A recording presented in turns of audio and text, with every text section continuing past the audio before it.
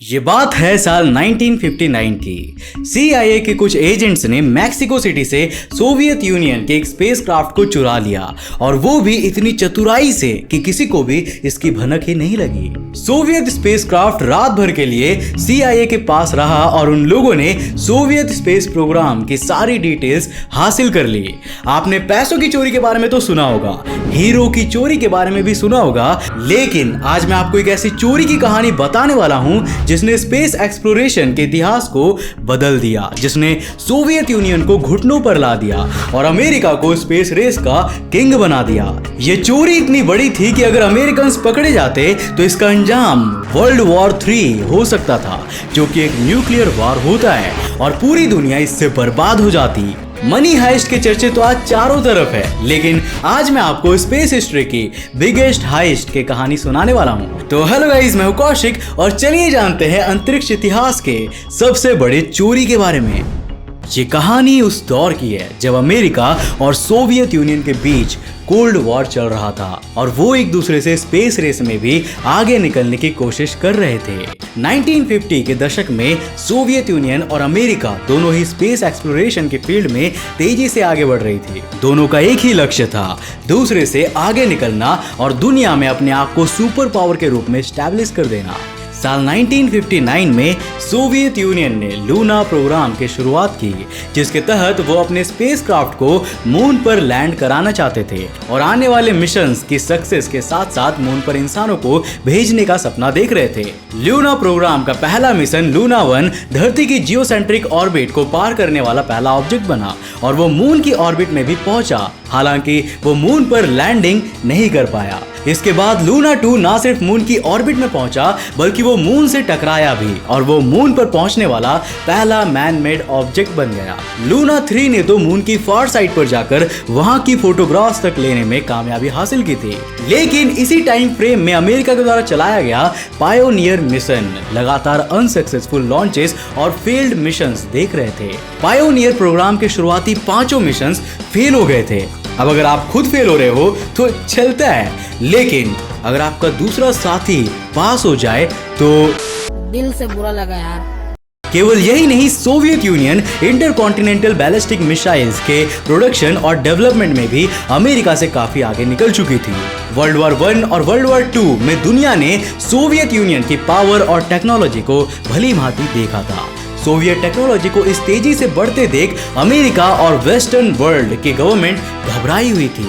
वहां के लोग अपनी ही गवर्नमेंट के विरोध में उतर चुके थे और उन्हें यह लग रहा था कि सोवियत यूनियन कभी भी उन पर हमला कर सकता है। अपने लोगों के सपोर्ट और विश्वास को बनाए रखने के लिए उस समय के US president Dwight D Eisenhower को जल्द से जल्द कुछ करने की जरूरत थी। उन्होंने अमेरिका के इन्वेस्टिगेशन एजेंसी CIA को सोवियत स्पेस प्रोग्राम की जासूसी करने के निर्देश दिए, जिससे कि वो ये जान सके कि आखिर सोवियत ऐसा क्या कर रहे हैं जो हमसे नहीं हो पा रहा है। उन्होंने हजारों स्पाइस को इस काम में लगा दिया।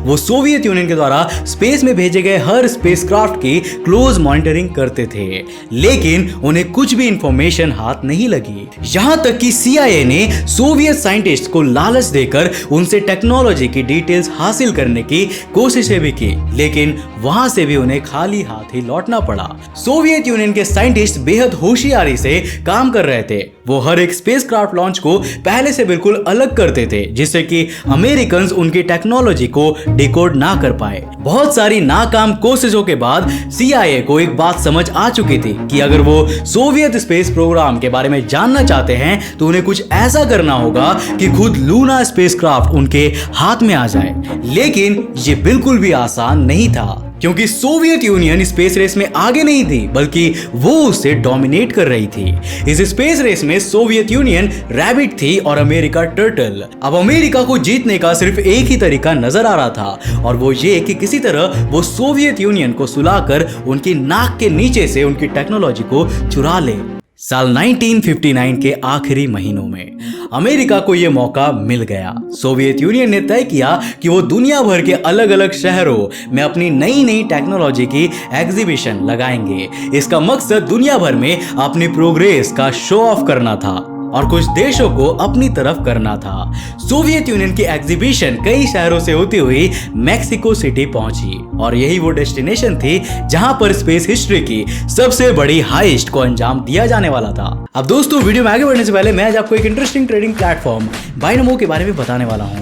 ये दोनों ऐप स्टोर और प्ले स्टोर में अवेलेबल है। इसमें आप अलग अलग एसेट्स में ट्रेड कर सकते हो, जैसे कि गूगल, एप्पल, बिटकॉइन, गोल्ड और तो और फॉरेन करेंसीज जैसे यूएस डॉलर्स और यूरो वगैरह पे भी। और आपको 90% तक का प्रॉफिट हो सकता है। इस प्लेटफॉर्म में आपको कोई भी एसेट चुनना है और फोरकास्ट करना है कि उसकी वैल्यू बढ़ेगी या घटेगी। अब देखिए, मैं आपको एक एग्जांपल से बताता हूं।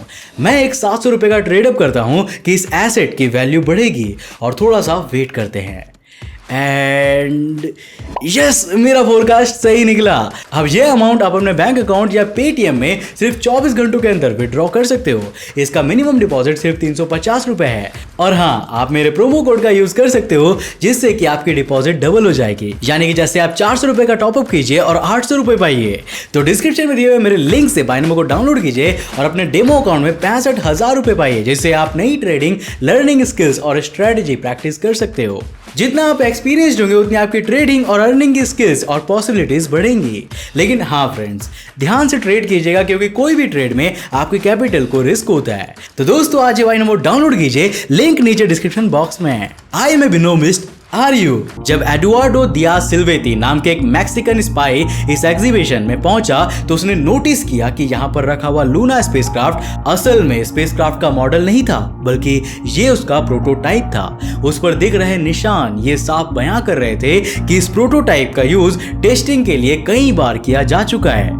इसका मतलब ये कि उस प्रोटोटाइप में ऑलमोस्ट वो सारी चीजें होंगी जो असल स्पेसक्राफ्ट में भी होंगी। उस मैक्सिकन स्पाई ने ये खबर मैक्सिको सिटी में स्थित CIA के हेडक्वार्टर तक पहुंचा दिया और फिर CIA ने तुरंत एक्शन लेते हुए अपने 4 एजेंट्स को सोवियत एग्जीबिशन में भेज दिया। उन्होंने भी ये कंफर्म किया कि ये लूना स्पेसक्राफ्ट का प्रोटोटाइप ही है, लेकिन वो उसे बस दूर से ही देख सकते थे।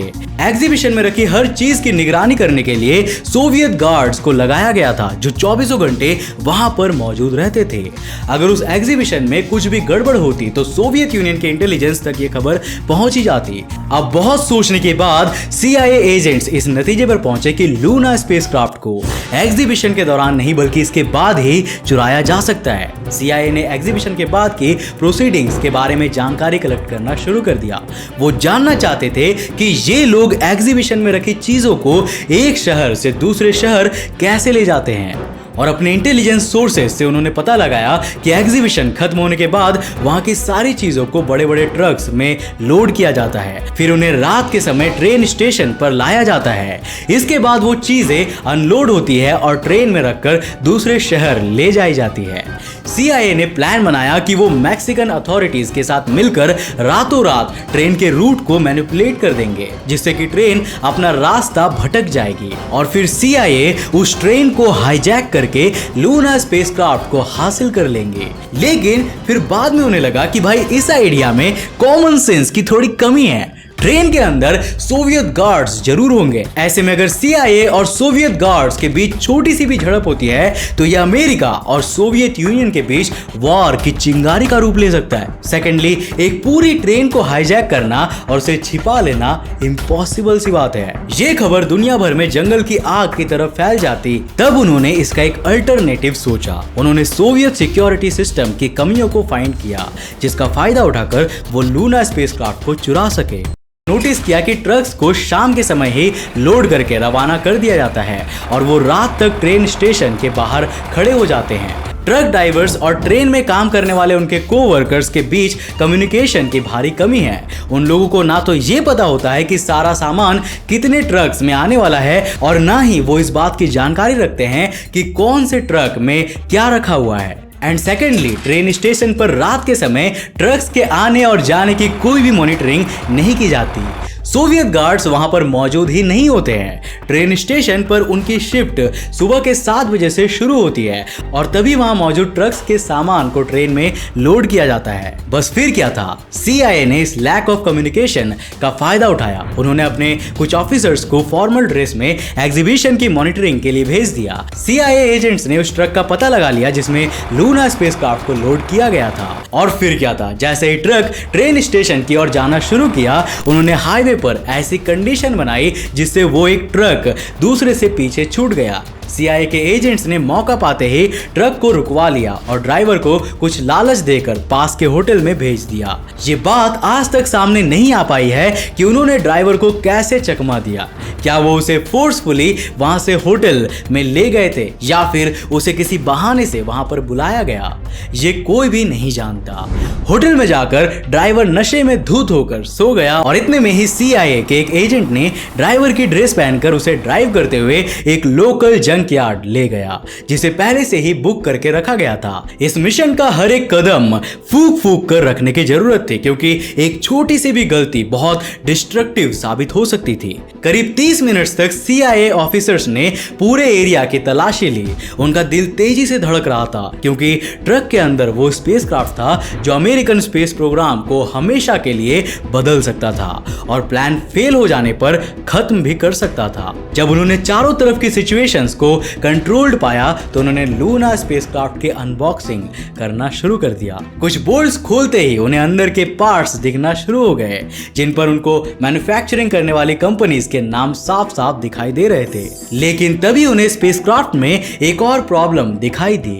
स्पेसक्राफ्ट के इनर पार्ट्स अंदर की ओर थे और बाहर एक प्लास्टिक सील लगी हुई थी, जिस पर सोवियत यूनियन का सिंबल बना हुआ था। अगर वो उस प्लास्टिक सील को तोड़ देते तो उनकी चोरी आसानी से पकड़ी जाती। इस सिचुएशन से निपटने के लिए उन्होंने तुरंत CIA के हेडक्वार्टर में कॉल किया और रातों रात सील की हूबहू कॉपी बनाने और उसे जंक यार्ड तक पहुंचाने के ऑर्डर्स दिए।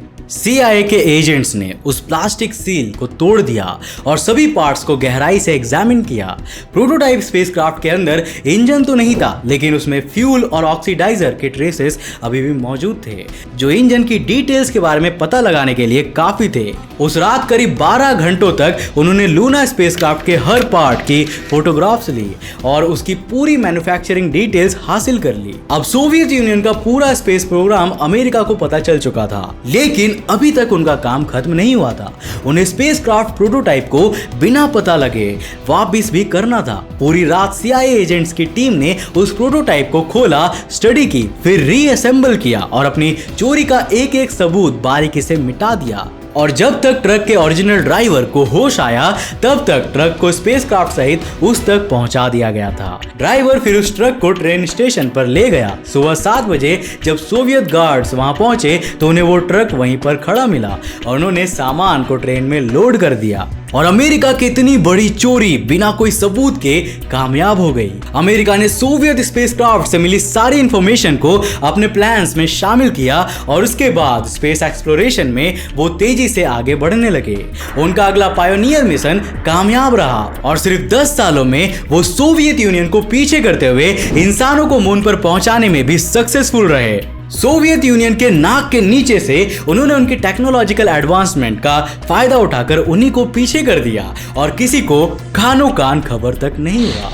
जब मैंने ये बोला कि किसी को कानो कान खबर नहीं हुआ तो आप सोच रहे होंगे कि शायद मैं आपको कोई कहानी सुना रहा हूं जिससे कि मैं अमेरिकन स्पेस प्रोग्राम को कॉपीड बता सकूं, लेकिन ऐसा बिल्कुल भी नहीं है। दरअसल इस इंसिडेंट का खुलासा खुद एडुआर्डो दियाज सिल्वेती ने किया था।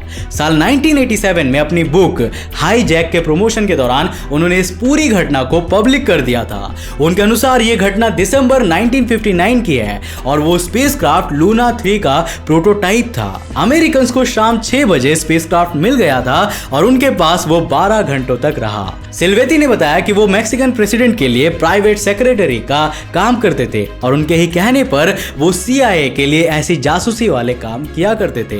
लेकिन जब साल 1965 में मैक्सिको में नए प्रेसिडेंट आए तो उन्होंने सिल्वेती को गद्दार कहकर देश से निकाल दिया। साल 1995 में CIA ने खुद इस ऑपरेशन से जुड़े कुछ डॉक्यूमेंट्स को शेयर किए थे और ये सब कुछ ऑफिशियली एक्सेप्ट किया गया। हालांकि अगर ऐसा नहीं होता तो शायद दुनिया के अंत तक भी सोवियत यूनियन को कुछ पता नहीं चलने वाला था। इसी के साथ स्पेस हिस्ट्री की सबसे बड़ी हाइस्ट का अंत होता है। वैसे आप इसके बारे में क्या सोचते हैं? क्या अमेरिकन के द्वारा ऐसा किया जाना सही था या फिर उन्होंने धोखे से स्पेस रेस जीती?